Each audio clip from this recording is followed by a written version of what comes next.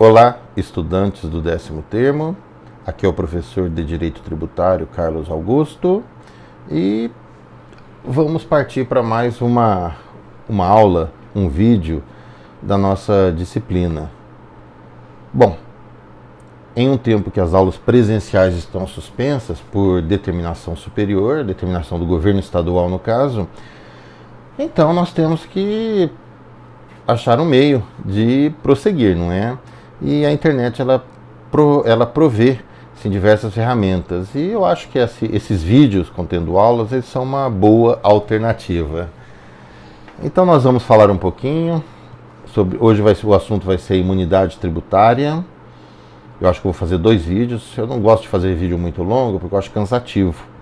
Eu mesmo quando vou assistir algum vídeo no YouTube, eu só assisto um vídeo se tiver mais do que 20 minutos, se for assim, muito bom mesmo.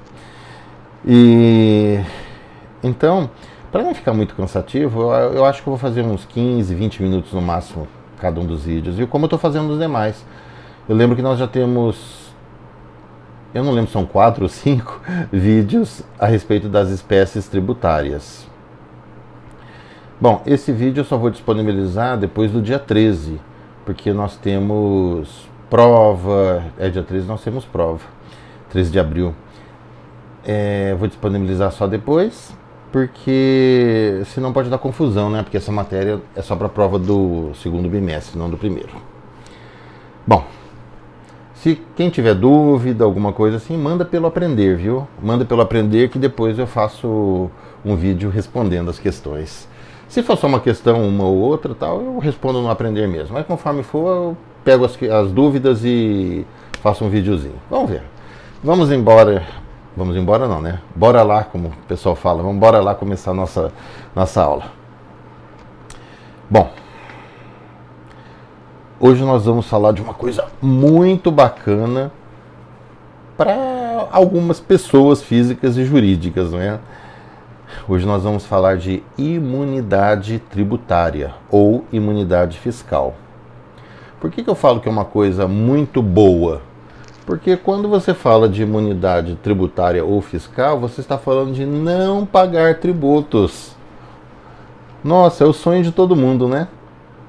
Nossa, eu fico pensando se eu não tivesse que pagar imposto de renda, se eu não tivesse que pagar contribuição social, se eu fosse comprar uma mercadoria e não tivesse, sei lá, o IPI, o ICMS, se eu não tivesse que pagar IPVA do carro, IPTU, coisa boa, né? Mas imunidade é uma coisa para poucos. Vamos entender o seguinte. Imunidade, ela sempre vai ter previsão constitucional. Então não adianta uma lei, não importa se é federal, estadual, municipal, prever imunidade. Não vai ter valor. A imunidade ela tem sempre origem na Constituição Federal. Então não adianta o Estado colocar na Constituição estadual dele, na sua Constituição, existe uma situação de imunidade. Não, isso não tem valor. Não adianta nada o município fazer o Código Tributário Municipal, que aliás eu já comentei em sala de aula, eu vou voltar a falar aqui nos nossos vídeos, né, futuramente, que na verdade o município não precisa de um Código Tributário Municipal, né, mas isso é outra história, a gente fala outro dia. Não adianta o município no Código Tributário Municipal colocar lá, imunidade disso, imunidade daquilo. Só vai poder repetir o que está na Constituição Federal, porque não vai poder estabelecer uma situação nova ou restringir uma situação já existente. Imunidade, ela possui sede, possui origem constitucional. Sempre, sempre, sempre, sempre, sempre. Vamos entender o que é imunidade. Mas antes, vamos falar de 2 coisinhas. Hipótese de incidência e fato gerador. A hipótese de incidência é uma situação que vem prevista na lei e que estabelece um caso em que haverá tributação. Então, é uma previsão legal de uma situação que, se ocorrer em concreto, vai gerar a tributação. Então, vamos pensar o IPVA, questão do carro. Se você não tem carro, você não paga IPVA. Agora, a lei diz, Se você possuir um veículo automotor, então você vai ter que pagar o IPVA. Então, essa previsão legal é a hipótese de incidência. Bom, aí nós temos uma segunda situação, que é a ocorrência daquele caso previsto na lei, ocorrência em concreto. Vamos ainda continuando no IPVA. Você comprou um carro, antes você não tinha, você não pagava IPVA. Agora você ganhou seu dinheirinho, você comprou um carro. Agora você vai pagar IPVA. Por quê? Porque aquela situação prevista hipoteticamente na lei, que é a hipótese de incidência, por isso fala hipótese, prevista hipoteticamente. Prevista hipoteticamente na lei, aquela situação ela ocorreu em concreto. Quando ocorre em concreto, nós temos o chamado fato gerador. Fato gerador é uma situação prevista na lei que, ocorrendo na vida, ocorrendo na nossa existência, ocorrendo em concreto, gera uma consequência legal, gera uma consequência jurídica. No caso de direito tributário, o fato gerador ele tem o condão de fazer com que haja a exigibilidade, ou seja, poderá haver a tributação. Então nós falamos do fato gerador como sendo uma situação prevista em lei que, havendo ocorrido em concreto, gera a obrigação tributária. Então eu acho esse um conceito bem bacana. Tem autor que diferencia, né? Fato gerador em abstrato, que seria previsão legal, e fato gerador em concreto. Para esses autores, o fato gerador em abstrato seria a mesma coisa de hipótese de incidência, viu? Já o fato gerador em concreto não tem assim muita discussão.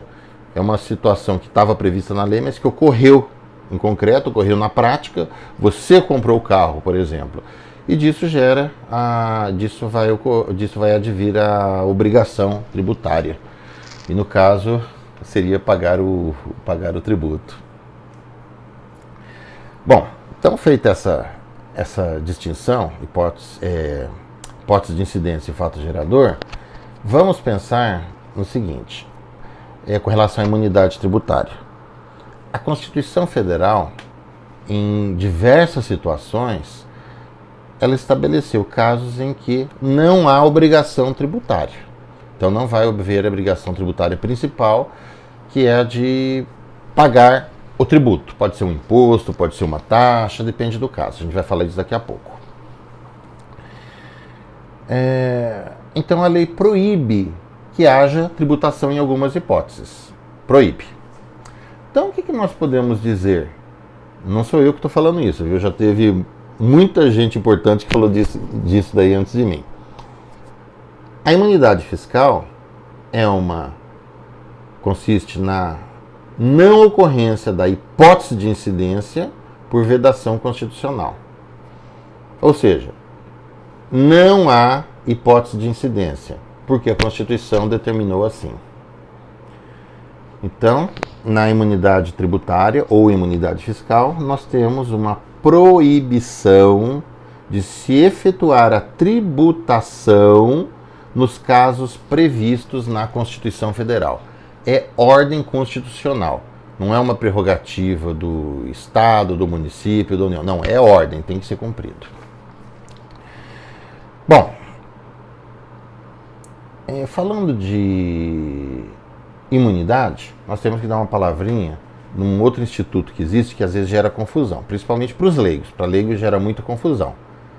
Para a nossa turma não vai gerar confusão, né? Inclusive porque a gente pode perguntar isso na prova, né? É a diferença de imunidade para isenção. Olha, muita gente confunde imunidade com isenção. Mas vamos estabelecer o seguinte. Aliás, até o Constituinte confundiu, viu? Daqui a pouquinho eu vou contar o caso. A imunidade, ela tem origem constitucional e é uma imposição. Não se discute. Já a isenção fiscal, ela consiste num favor tributário. É um favor da Fazenda Pública. Por que eu falo que é um favor? Porque a isenção, ela sendo um caso de exclusão do crédito tributário, A obrigação tributária, ela se constitui, só que não haverá exigibilidade. A isenção, ela é criada por lei local. O que eu digo com isso? Lei do município, lei do estado ou lei da União Federal. Então, cada um desses entes, ou do Distrito Federal, né? Não vamos esquecer o Distrito Federal. Cada um desses entes federados, ele estudará a sua situação financeira, a sua situação econômica e definirá se ele estabelecerá alguma isenção ou não. Se ele resolver conceder alguma isenção, deverá fazer por lei. E se um dia for retirar essa isenção, também deverá ser por lei. Por que se diz que a isenção ela é um favor fiscal, um favor da Fazenda Pública? Justamente porque a isenção ela não é algo obrigatório. Então não existe uma obrigatoriedade do Estado ou do município, ou mesmo da União Federal, estabelecer um caso de isenção. Então, quando nós temos lá, por exemplo, a União Federal estabelecendo que quem ganha até tanto no ano não vai estar isento de pagar o imposto de renda. A União Federal não era obrigada a fazer isso. Ela podia estabelecer, não, todo mundo paga imposto de renda, mas quem ganha menos vai pagar uma alíquota bem baixinha. Mas resolveu estabelecer que a alíquota é zero para quem ganha menos. Estabeleceu que a alíquota é zero, mas ela não era obrigada a fazer isso. Um outro caso, os estados, a questão do ICMS e PVA. Muitos estados, eles concedem isenção para que as pessoas portadoras de deficiência, elas adquiram veículo automotor. Carro. Então, os estados, eles preveem muitas vezes que não vai pagar IPVA, que não vai pagar o ICMS, vai pagar o ICMS na aquisição. Então existe essa previsão em muitos estados. São Paulo mesmo tem. Mas o Estado não é obrigado a fazer isso. Não existe algo que coaja o Estado a prever essa isenção. Um outro caso, um caso que existe muito nos municípios, imóvel de pequena dimensão.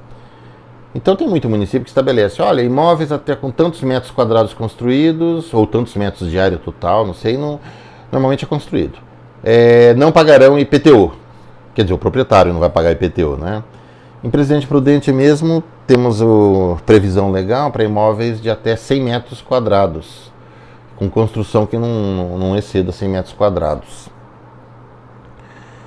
Então é uma situação de isenção prevista pelo município. O município é obrigado a fazer isso? Não, o município não é obrigado a fazer isso. Ele pode. Então, a isenção, ela é uma prerrogativa da União, do Estado, do Distrito Federal, do município. Ela não é obrigatória. Não existe uma ordem constitucional para que a isenção ela seja concedida. Então, é um favor fiscal. Então aí a gente vê a diferença da imunidade e da isenção. A imunidade tem sede constitucional e aí nós temos uma proibição de se tributar. Já no caso da isenção, nós temos uma exclusão do crédito tributário através de lei local que pode ou não ser publicada na unidade federada. Então a isenção ela não é obrigatória, a isenção ela é facultativa, ela pode ser concedida e retirada. Bom, então feita essa distinção, uma outra questão interessante, e a imunidade, se porventura, apesar da imunidade prevista constitucionalmente, e se porventura uma unidade federada quiser efetuar a tributação? Então não sei, vamos pensar num templo religioso. Vamos pensar no templo religioso e o município quer exigir tributos, quer exigir imposto desse templo religioso. Então o município, a entidade religiosa, ela requer o reconhecimento da imunidade, mas o município diz, não, eu não reconheço, por algum motivo, não sei qual. Bom, em casos assim, para se obrigar que a entidade federada ela reconheça a situação de imunidade, deve ser feito o uso da ação declaratória fiscal.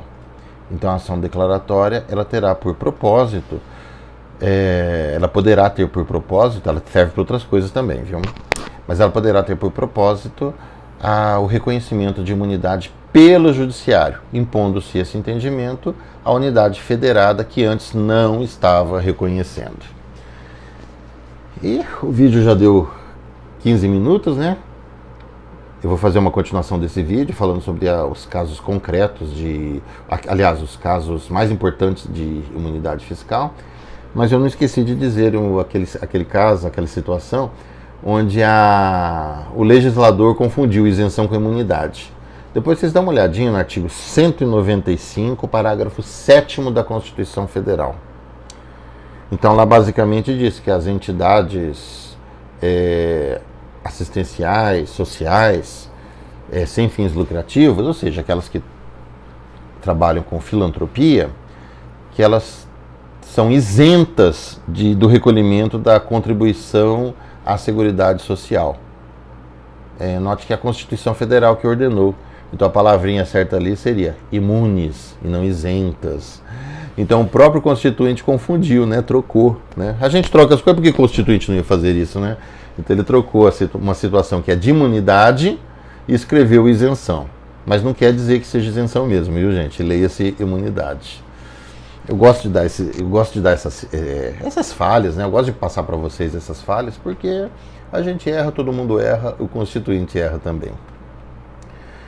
Muito bem, classe. Vou encerrar por aqui e vou fazer a parte 2 desse vídeo falando sobre alguns casos de imunidade fiscal. Muito bom. Dúvidas, mandem pelo Aprender. Dúvidas, comentários, etc. Obrigado.